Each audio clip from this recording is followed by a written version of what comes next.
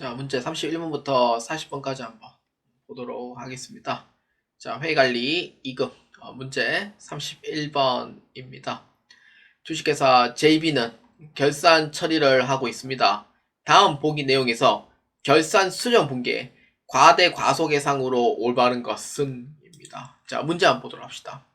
10월 2일 ABC 상사는 해외 원재료를 매입하여 $10,000를 외상으로 합니다. 그러니까 10월 2일에 환율 당시 1,300원입니다. 그러면 1,300만원이죠. 이 당시 외상 매입금으로 처리를 했을 거예요. 그 다음에 이제 12월 말이 됐어요. 12월 말 보니까 ABC 상사의 마감 환율은 1달러당 1,250원이다. 근데 외화에 대한 결산 분기를 실시 안 했대요. 그럼 이 뜻은 뭐냐? 1,250원이라고 하면은 $10,000에 이제 50원만큼 해당하는 부분에 대해서 50원이면은 50만원이죠. 네. 이거에 대한 회계 처리 안 했다는 거예요. 근데 이거는 이익이에요, 손실이에요? 그렇죠. 외화 환산 이익이 됩니다. 돈을 주는 사람 입장에서는요, 환율이 적어지면은 돈 줘야 될 금액이 적어져요. 그래서 이익이 돼요. 그렇기 때문에 이 문제는 외환 환산 이익에 해당이 됩니다. 손실 아니죠? 그러면은 외환 환산 이익은 또 다르게 얘기하면 뭐예요? 수익이에요. 그 수익이 과대예요, 과소예요? 그렇죠. 회계처리 안 했으니까 과소가 되는 거예요. 그렇기 때문에 이에 해당한 정답 몇 번? 3번으로 체크해 주시면 되겠습니다. 자, 회계관리 2급 문제 32번입니다. 주식회사 JB는 시산표를 작성하였습니다. 다음과 같은 경우 빈칸의 올바른 금액은 얼마인가? 입니다. 뭐 좀 길게 했어요. 어쩌다 보니 길게 했는데 차변에 있는 금액을 다 합치면은 265만원이 나옵니다. 대변에 있는 금액 다 합치면은 대차 평균의 원리에 의해서 265만원이 나와야 돼요. 그러면은 어떻게 해주면 되냐? 다 더하면 되죠. 이거 이제 부채 금액을 다 더해서 이 금액과 이 차액을 이제 제거를 하면은 이제 여기에 해당하는 상품 매출 금액이 얼마인지 나오게 될 거예요. 자, 볼까요? 자, 매입 채무가 45만원이고요. 밑에서부터 이제 더하도록 할게요. 부채 총계는 125만원. 그럼 자본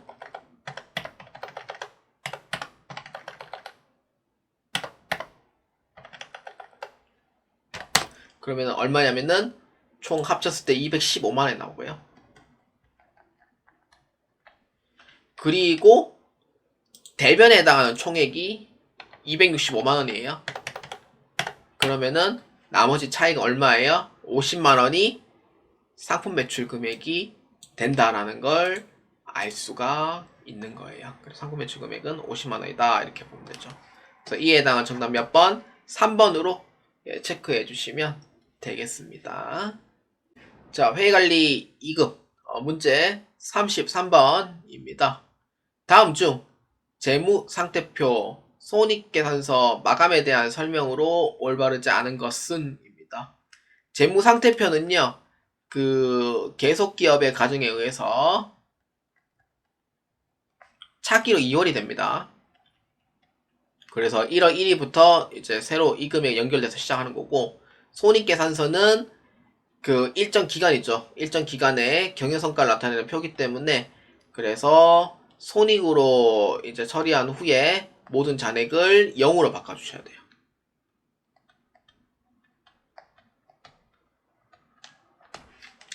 이렇게 됩니다. 자, 1번 한번 보도록 합시다. 재무상태표 마감은 일정 시점에 의하여 차기로 2월해서 1월 1일 금액의 기초금액이 된다. 맞아요? 그렇죠. 맞는 얘기가 되죠. 그 다음 2번입니다. 손익계산서 마감은 집합손익계정을 집계하여 당기순이익을 결정한다. 그렇죠. 집합손익계정을 집계를 해서 당기순이익 결정한 게 맞습니다. 수익에서 비용 빼면은 당기순손익 이렇게 나오는 거고요. 그 다음 3번입니다. 집합 손익 처리는 비용은 차변으로 수익을 대변으로 하여 처리한다. 비용은 차변, 수익은 대변으로 해서 집합 손익을 처리하는 게 맞아요. 그럼 4번.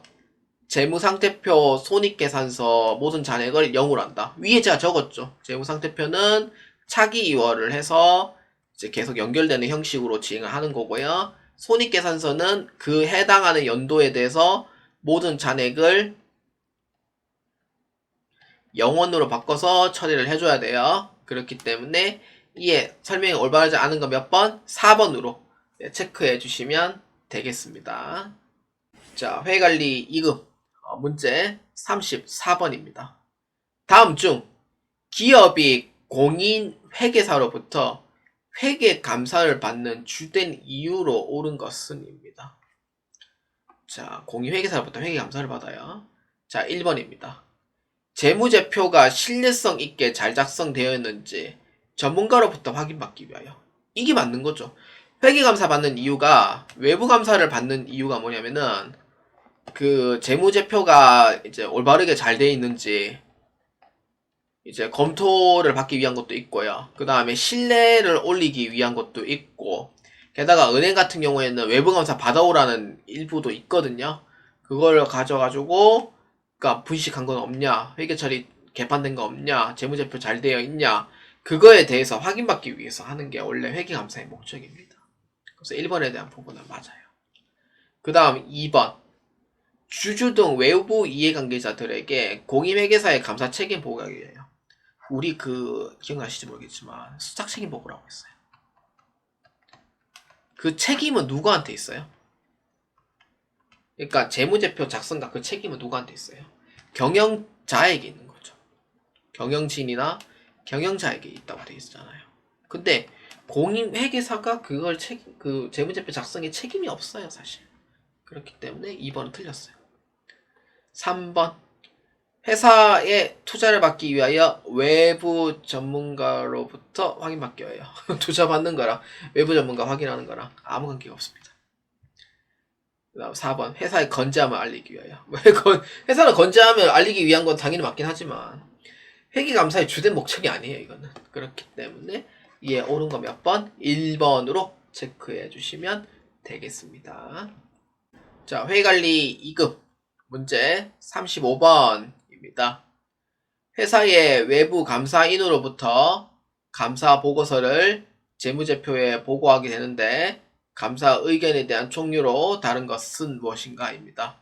물론 회계감사 의견은 4가지가 있죠. 뭐예요? 적정 의견, 그 다음에 한정 의견, 그다음 부적정 의견, 의견 거절. 이렇게 4가지가 있잖아요. 그래서 이 4가지가 있으니 그거에 대해서 안 맞는 거 찾으라 이거예요. 의견 거절 있죠. 부적정 의견 있죠. 한정 의견 있죠. 원래 적정 의견인데 적당한 의견이라는 얘기는 없죠. 그렇기 때문에 이에 해당하는 정답 몇 번? 4번으로 체크해 주시면 되겠습니다. 자, 회계관리 2급 문제 36번입니다. 다음 내용에 의하여 유동비율과 부채비율로 올바른 것은? 자, 보기입니다. 2024년 7월 31일 상품을 구입하고 외상으로 처리한 300만원을 주식회사 정응에 보관된 배서 양도하였다. 상품을 구입을 했잖아요. 외상으로 처리한 이라고 되어 있잖아요. 그 당시 외상으로 처리를 했겠죠. 첫 번째는 차변에 상품을 구입을 했을 거예요. 그럼 이거를 외상매입금으로 처리를 했을 거예요. 그 다음 두 번째는 외상으로 처리를 했죠. 근데 이 외상대금을 이제 돈을 줘야 될 의무가 이제 생긴 거예요. 현금 대신 뭐 줬어요? 받아놨던 어음을 주는 거잖아요. 그래서 이제 정응해서 어음을 받아놓은 게 있어요. 그거를 이제 냈다 주는 거예요. 대변에 뭘로 하면 돼요? 받을 어음으로 처리하는 거죠. 이렇게 회계 처리가 돼요. 근데 그러면은 외상매입금은 부채죠. 받을 어음은 뭐예요? 자산이에요. 둘 다 어떻게 돼요? 각각 자산의 감소, 부채 감소가 되는 거죠. 그러면은 유동 비율은 산식을 봤을 때 유동자산에서 유동부채만큼 나눠주면 되죠. 근데 유동자산은 감소를 했고 유동부채 감소를 했죠. 그럼 부채 비율은 총 부채에서 부채 비율이 그거죠. 유동부채에서 자본 총계만큼 나눈 거죠. 유동부채는 외상매입금이죠. 감소했죠. 자본 총계는 아무 변화는 없어요. 그럼 결론은 뭐예요? 유동비율과 부채비율 어떻게 됐어요? 불변이에요. 불변이면은 분계 자체가 아예 없어야지만 불변이 돼요. 그러니까 차변과 대변에 금액은 같지만 둘 다 감소하는 거는 이제 다름이 없는 사실인 거죠. 그렇기 때문에 유동비율도 감소하고 부채 비율도 감소를 했다라는 의미가 돼요. 그렇기 때문에 이에 해당하는 정답 몇 번? 2번으로 체크해 주시면 되겠습니다. 자, 회의관리 2급 문제 37번입니다. 주식회사 JB는 보기에 의하여 재무상태표 일부를 이용하여 당좌 비율을 구하려고 합니다. 다음 중 옳은 것은 무엇인가? 입니다. 단, 소수점 두 번째 자리까지 반올림한다. 입니다. 당좌 비율은요, 당좌 자산에서 유동부채만큼 나눠주시면 돼요. 이게 당좌 비율이죠. 어렵지 않아요. 당좌 자산인 거 아닌 거 찾으면 되죠. 일부러 제가 당좌 자산을 다 넣어놨어요. 이렇게. 그 다음에 유동부채는 이렇게 다 넣어놨어요. 그러면 총 합치면 얼마냐면은 1100만원입니다. 그 다음에 얼마냐면은 450만원. 이렇게 돼요. 그러면 나눠주면 되죠. 당좌 자산의 총액은 1100만원, 유동부채 총액은 450만원. 2.44%. 얼마예요? 244%입니다. 이에 대한 정답 몇 번?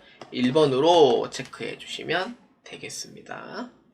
자, 회의관리 2급 문제 38번입니다.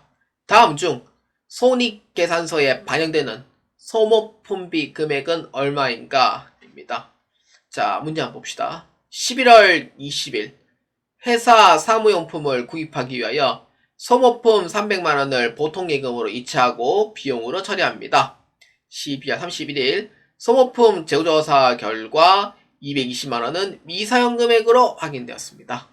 자, 여기서 중요한 게 11월 20일자 회계 처리 당시에 비용으로 처리했으니 차변에 소모품비 300만원, 대변에 보통예금 300만원 이렇게 회계 처리를 합니다. 근데 여기서 중요한 게 이걸 회계 처리했던 목적을 아셔야 돼요. 목적이 뭐냐면은 비용으로 처리했다는 의미는 뭐냐면은 내가 12월 31일까지 다 사용하겠다는 목적이에요. 근데 실질적으로 다 사용하지는 못해요. 그렇기 때문에 비용의 12월 말자는 내가 다 쓰겠다는 목적으로 비용으로 처리를 한 거예요. 근데 12월 말자가 됐더니 재고조사를 해봤어요. 근데 220만원은 사용을 안 한 거래요. 그러니까 300만원에 구입을 해가지고 비용으로 처리를 했어요. 220만원은 사용을 안 했어요. 그러면은 사용한 금액은 얼마가 돼요? 그렇죠. 80만원만큼 되는 거죠. 사용하지 않은 부분에 대해서는 비용으로 처리할 수는 없습니다. 그래서 자산으로 처리합니다. 근데 80만원 사용했으니 이 금액만큼은 비용으로 처리한다는 거예요. 그렇기 때문에 반영되는 소모품비 금액은 얼마가 돼요? 그렇죠. 정답은 3번 80만원이다 라고 봐주시면 되겠습니다. 자, 회의관리 2급 문제 39번입니다. 다음 주식회사 JB의 2024년도 손익계산서 1부입니다. 원본 문제는 앞에 걸 다 비워놨고요. 근데 저는 이제 금액 바꾸고 그 다음에 문제를 조금 변형을 해서 진행합니다.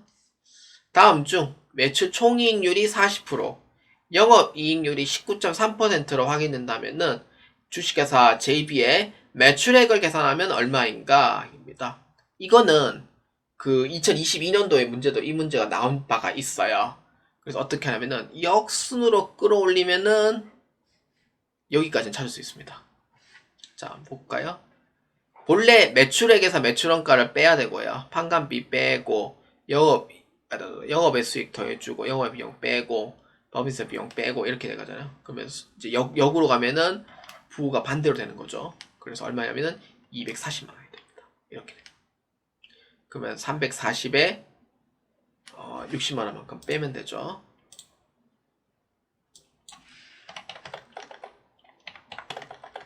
그래서 얼마냐면은 280만 원이 돼요. 판관비 300만 원을 더해주면은 580만 원이 됩니다.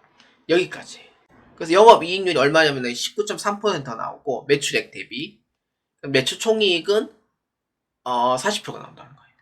매출액 대비. 영업이익률은요. 영업이익에서 매출액만큼 나눠주시면 돼요. 그래서 이게 얼마냐면 19.3% 나오고 그 다음에 매출 총이익률은 매출 총이익에서 매출액만큼 나눠주면 돼요. 그래서 얼마냐면 이렇게 40% 나오는 거예요. 근데 영업이익은 280만 원이고요. 매출 총이익은 580만 원이에요. 그러니까 매출액은 얼마인지 몰라요. 그래서 19.3% 나왔대요. 40% 나왔대요. 그러면은 계산을 하면은 이렇게 되는 거죠.